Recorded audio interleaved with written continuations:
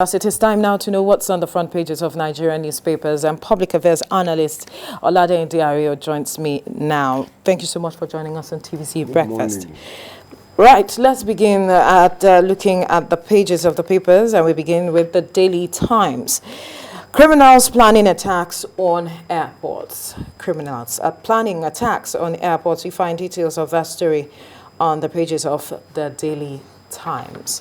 We move now to the Business Day. Nigeria's most promising vaccine could cost more than Pfizer AstraZeneca's.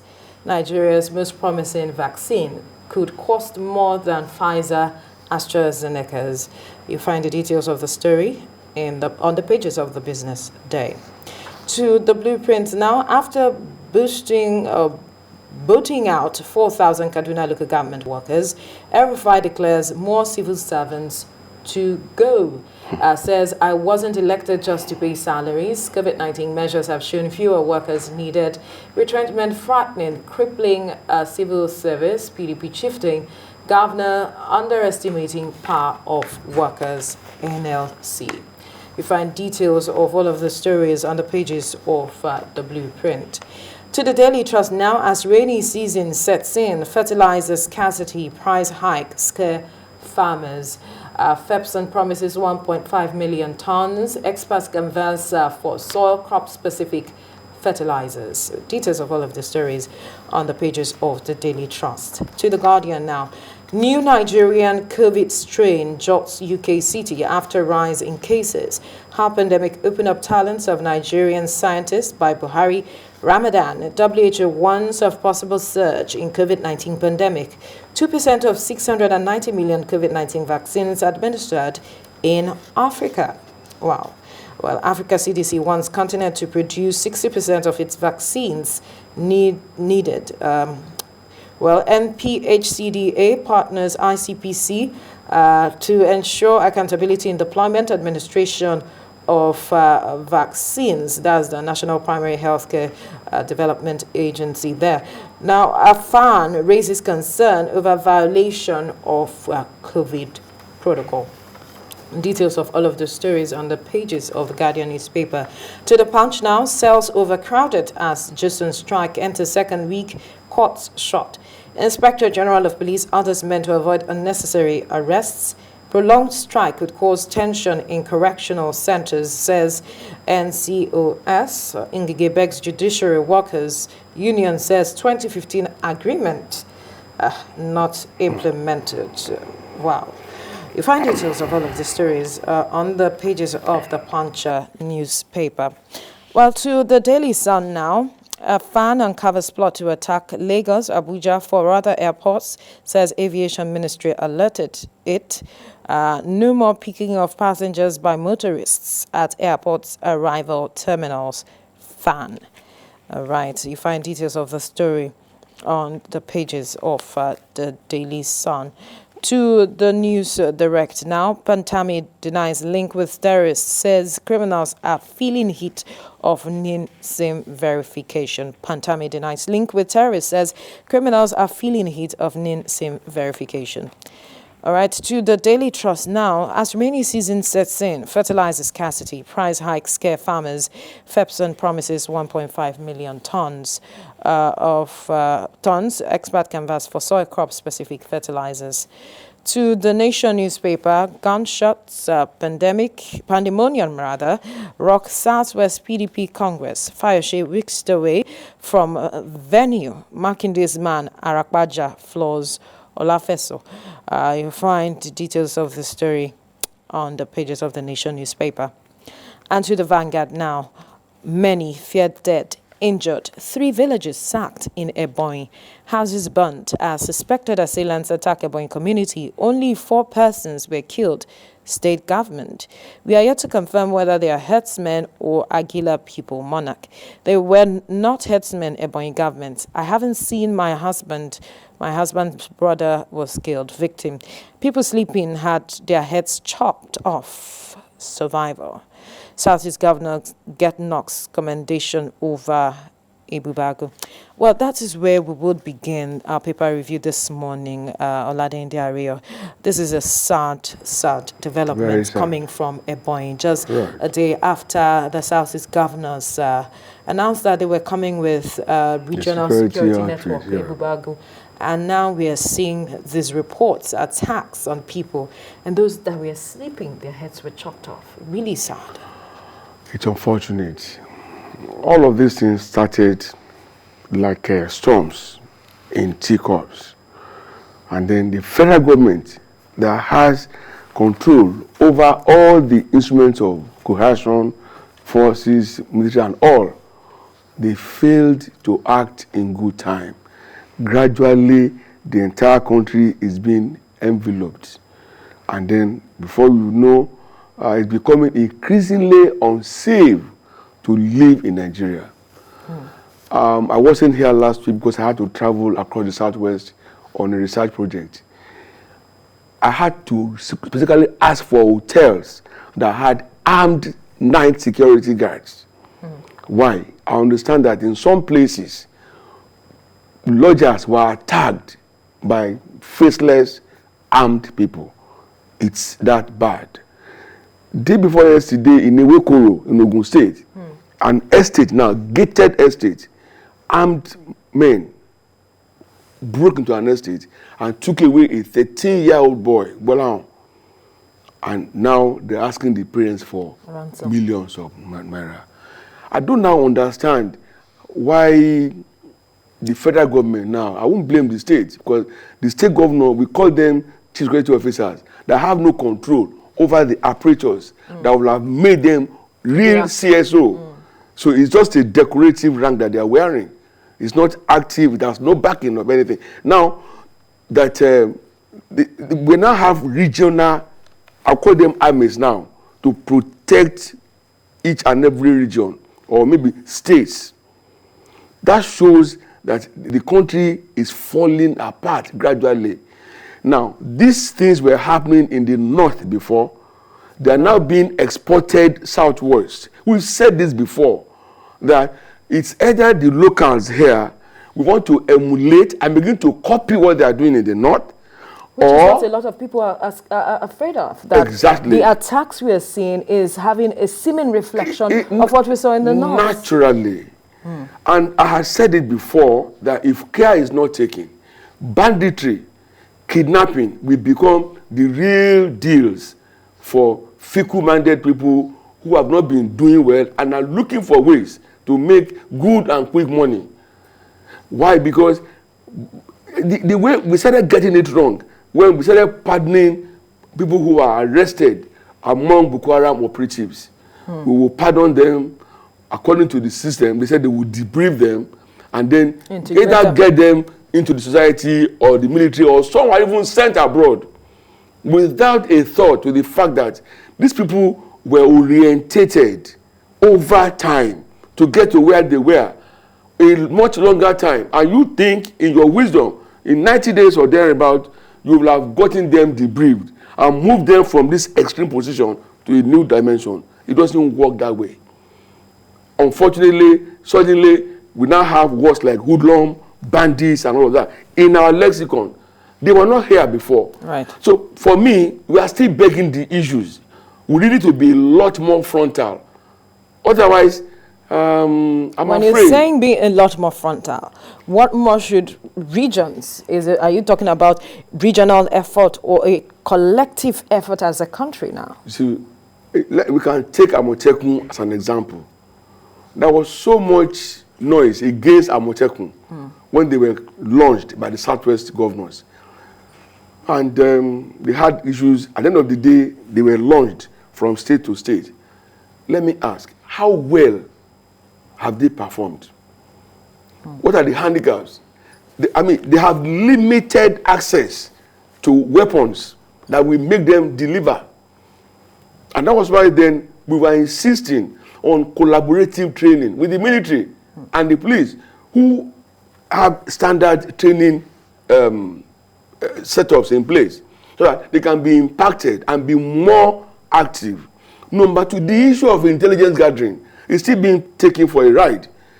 Intelligence determines your game plan, strategies, and how you will confront bandits. But when you don't have quality intelligence, it's as good as preparing food with tasteless ingredients. You won't enjoy it. That's why they are not delivering. And coming so soon after the Southeast launched their security outfit, it's not a good way to baptize them into activity. That means a lot still have to be done in the area of intelligence for them to know, oh, these are human beings, not spirits. They live among the community. The other day, a governor was saying that those who came to attack them, they came from outside the state. The Owerri incident, that they came from outside the state. It's not the issue. Let them come from heaven. It's not the issue. But with quality intelligence, they will have been forestalled. And then the countermeasures will have been put in place. According to reports, there was intelligence. There was intelligence that something was going to happen. But what was done with it is it's another thing entirely. Yeah. Yes, you may have intelligence, and if you disregard it, or you do not wholesale put all the reports into consideration and come up with good enough countermeasures, then it's as good as not getting any intelligence. It's unfortunate. Really. Eboyin was not a war zone before, a considerably peaceful state, and suddenly it's been deaths and deaths. How can they say 3 villages? That means they had time to carry out the attacks. Yes, enough time on their hands. The same way they were incident, they said they operated from 1 a.m. to 5 a.m. and then there were no countermeasures. Again, for those security measures to be effective, they should integrate it with Nigerian police and of course Nigerian army. I know the conversation we had when the Amotekun came up, talking about integration, working together. There were challenges along that line of conversation, but then something has to be done. Because it is not about those figures. It's about the people. Governance is about the people. And the most important responsibility of the government is to provide security. Without security, there can't be peace, there can't be progress, there can't be development. And then the people will be disillusioned, will be called disgruntled. There's so much fear everywhere now. You don't even, you will not, I refuse to travel after 5 p.m. Okay? I'm supposed to go to, I was in Osogbo, I had to go to Ede, less than 15 minutes away. I refused to go because I wasn't sure if my coming back to Osogbo will be guaranteed. It is that bad. Right. Speaking of intelligence, there are reports. FAAN is saying that they have uncovered plots to attack Lagos, Abuja, and 4 other airports. It says the aviation ministry has been alerted, and no more picking of passengers by motorists at the airport arrival terminals. FAAN. That's one of the measures they are putting in place to avert this attack. Again, we've always been telling these people, information should be given on the need to know basis.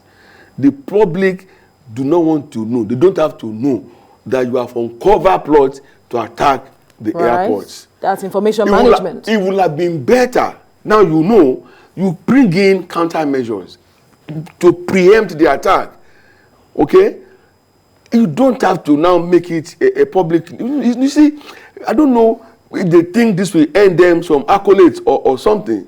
You are doing your job by uncovering plots. You are doing your job. It's not a big deal. Don't now make it, it's a front page news now.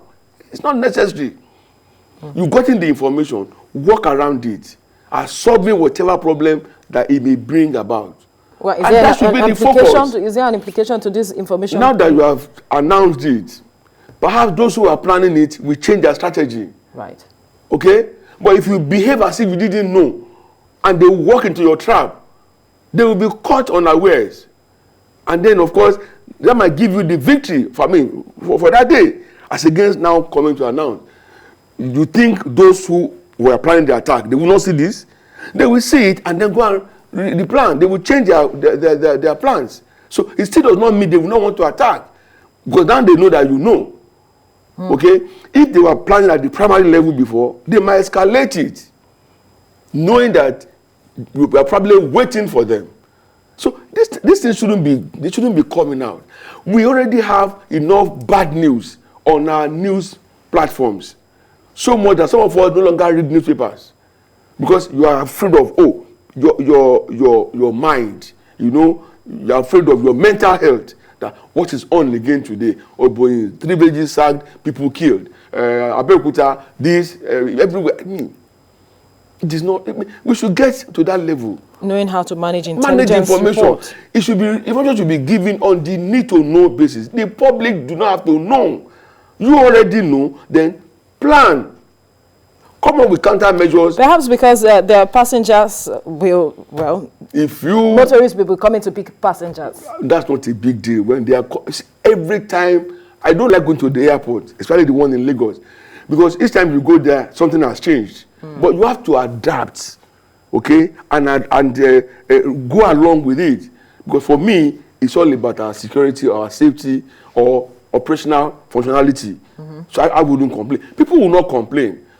Or sorry, this is the new arrangement. They will understand. They will understand. We all know that things are not what it should be, and that we are not where we should be. So it will be the least of their complaints. So they should stop disseminating this information.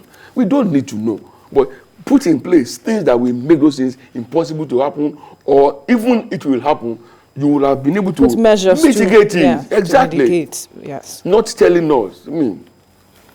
All right, let's quickly find another story before we wrap up now. Earlier, before we began, we talked about the fact that El-Rufai actually booted about 4,000 Kaduna local government workers, and he said that he declares more civil servants to go, that his administration is not for paying of salaries, and the fact that COVID-19 came and made them realize that you do not need as much workers. But then it's generating reactions. The NLC is saying that the governor is underestimating the power of workers, and the PDP is saying this retrenchment is quite frightening and it could cripple the civil service. They don't have to politicize this. It's not only in Kaduna State. Everywhere in Nigeria, the civil service is overbloated. Why? They do what I call social employment or social engagement. They want to take people off the streets, so they offer employment.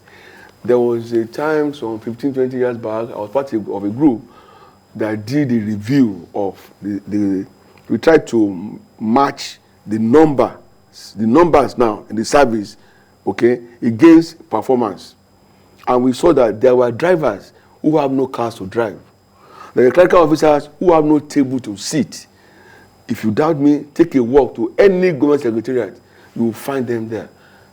I'm not going to say they should not go there. Why? They have no jobs elsewhere to go. And the atmosphere has not been made good enough for us to say, I want to self-employ. I met a young man in Osogbo because I had to park my car and he was carrying me around with a motorcycle, Okada. And then we got talking. And I said, look, let's open a car wash here. The first thing the boy said is, okay, we have to sink a borehole. Why do we have to sink a borehole if there was public water supply? And that's how it is. For to start a barbering salon in Nigeria today, the first thing to buy is not your clipper, it's generator. So all of these consequences of bad governance are the reasons why we are where we are. In the last 20 years, the amount of money that we had sunk into electricity alone is enough to guarantee us 24/7/365 power. But it doesn't work that way. I left my house today in darkness.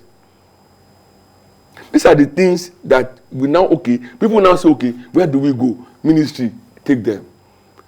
Especially when politicians now came in, everybody wants to bring people from his own region. Of course, that's how it works. So that's how, if El-Rufai had known, I can tell you, he cannot tell me that he's enjoying his second term. The brickbats are coming from too many sides. They should understand the situation. Unfortunately, he's easing them out at a wrong time. Right. Yeah, because they may end up raising killer gangs, kidnap gangs, or go and join those already in the forest. So when would have been a better time? In his shoes, I will not retrench at this time. The pressure is heavy on him. I can feel that there is dwindling income, right? From the states or IGR or whatever. I can appreciate that. But I would have been a lot more ingenious by looking at other places to save money, whereby cutting cost of government. I can still you can there are other you and I know where there are loopholes, where there are wastes and all of that. That can still be preserved. So funds can be preserved, people can still be employed. You see, because as much as he's saying that it's not employed to pay salaries, but those who are in employment, they start to be paid. And how much are they earning compared to what goes into the political structure to run? So, and these are the people who do the voting. So, what do they enjoy? That's the question I ask myself. As a Nigerian, what do I enjoy? From government. From government. The water in my house is from borehole. Generator, inverter, running the show. I pay every month for security. So where do we go? We pay to repair our roads. They levy us to repair public roads.